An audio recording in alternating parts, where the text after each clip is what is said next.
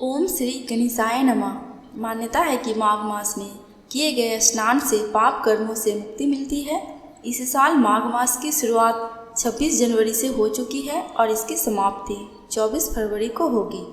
माघ का पवित्र महीना भगवान विष्णु और भगवान श्री कृष्ण का प्रिय माह है, इसलिए इस माह में किए गए पूजा, व्रत, उपाय, दान और स्नान का फल पूरे साल मिलता है। दोस्तों, आज की वीडियो में सुनेंगे माघ मास महात्म्य की तीसरे अध्याय की कथा। गंगा स्नान के बाद माघ मास की कथा अवश्य ही सुननी चाहिए, तभी आपको गंगा स्नान का पुण्य फल की प्राप्ति होगी। राजा दिलीप कहने लगे कि महाराज, यह पर्वत कितना ऊंचा और कितना लंबा चौड़ा है। तब वशिष्ठ जी कहने लगे कि 36 योजन 1 योजन 4 कोस का होता है। ऊंचा ऊपर चोटी में 10 योजन चौड़ा और नीचे 16 योजन चौड़ा है, जो हरी, चंदन, आम, मदार, देवदार और अर्जुन के वृक्षों से सुशोभित है। दुर्भिक्ष से दुखी होकर इस पर्वत को फल और फूलों से परिपूर्ण देखकर भिक्षु वहीं रहने लगे और यहाँ पर कंदराओं, वनों और उपवनों में बहुत दिनों तक तप करते रहे। इस प्रकार जब भिक्षु ऋषि वहाँ पर अपने आश्रम पर रह रहे थे तो एक विद्याधर अपनी पत्नी सहित उतरा।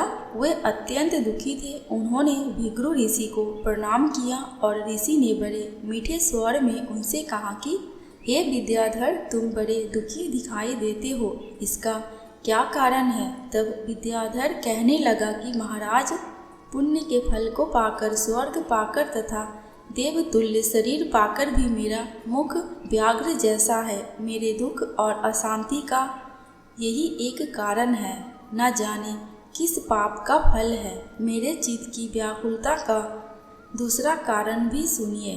मेरी पत्नी अति रूपवती, मीठा वचन बोलने वाली, नृत्य और गाने की कला में अति प्रवीण, शुद्ध चित्त वाली, सातों सुरों वाली, बीना बजाने वाली, जिसने अपने कंठ से गाकर नारद जी को प्रसन्न किया, नाना स्वरों के नाद से बीना बजाकर कुबेर को प्रसन्न किया, अनेक प्रकार के नाच ताल से शिव जी महाराज भी अति प्रसन्न और रोमांचित हुए।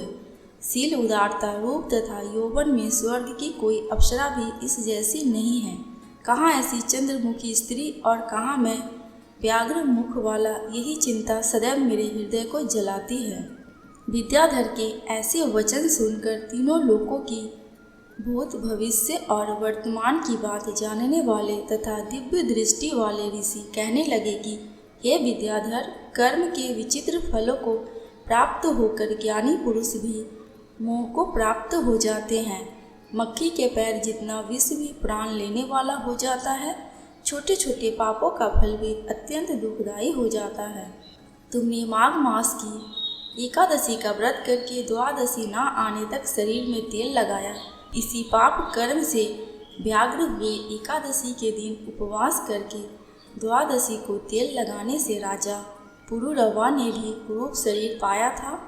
तब वह अपने कुरूप शरीर को देखकर दुखी होकर हिमालय पर्वत पर देव सरोवर के किनारे चला गया। प्रीतिपूर्वक शुद्ध स्नान कर कुशा के आसन पर बैठकर भगवान कमल नेत्र, शंख, चक्र, गदा, पद के धारण करने वाले, पीताम्बर पहने, वनमाला धारण किए हुए विष्णु का चिंतन करते हुए राजा पुरुरवा ने 3 मास तक निराहार रहकर भगवान का चिंतन किया। इस प्रकार 7 जन्मों में प्रसन्न होने वाले भगवान राजा के 3 महीने के तप से ही अति प्रसन्न हो गए और माघ की शुक्ल पक्ष की एकादशी को प्रसन्न होकर भगवान ने अपने शंख के जल से राजा को पवित्र किया। भगवान ने उसके तेल लगाने की बात याद दिलाकर सुंदर देवताओं सा रूप दिया, जिसको देखकर उर्वशी भी उनको चाहने लगी और राजा प्रसन्न होकर अपनी पुरी को चला गया।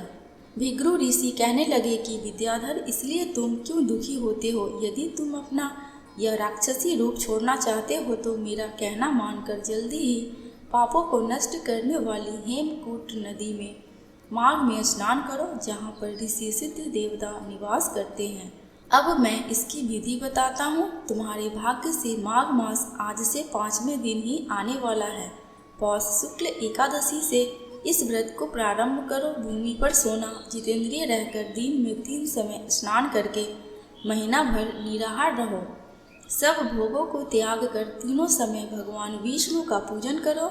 जब तुम द्वादशी को शिव जी स्रोत और मंत्रों से पूजन करोगे तो तुम्हारा मुख देखकर सभी चकित हो जाएंगे और तुम अपनी पत्नी के साथ सुखपूर्वक क्रीड़ा करोगे। माघ मास के प्रभाव को जानकर सदा माघ में स्नान करो। पाप दरिद्रता से बचने के लिए मनुष्य को सदा यत्न से माघ मास का स्नान करना चाहिए। स्नान करने वाला इस लोक तथा परलोक में सदा सुख पाता है। वशिष्ठ जी कहते हैं कि हे दिलीप, भृगु जी के यह वचन सुनकर वह विद्याधर अपनी स्त्री सहित उसी स्थान पर पर्वत के झरने में माघ का स्नान करता रहा और उसके प्रभाव से उसका मुख देव जैसा हो गया और वह मणिग्रीव पर्वत पर आनंद से रहने लगे। भृगु जी भी नियम की समाप्ति पर शिष्यों सहित ईवा नदी के तट पर आ गए। माघ मास महात्म का 3रा अध्याय समाप्त। आगे की कथा दूसरी वीडियो में सुनेंगे। दोस्तों, कमेंट बॉक्स में भगवान विष्णु एवं भगवान श्री कृष्ण की जयकारा लगाना बिल्कुल भी मत भूलना। आपको मेरे चैनल पे व्रत त्योहारों की जानकारियाँ एवं उनसे जुड़ी कथा कहानियाँ मिलती रहेंगी। अगर आपको ये वीडियो थोड़ी सी भी अच्छी लगी हो तो प्लीज़ मेरे चैनल को सब्सक्राइब करके मेरे वीडियो को लाइक एंड शेयर कर देना। अंत तक वीडियो में बने रहने के लिए आपका दिल से बहुत बहुत शुक्रिया।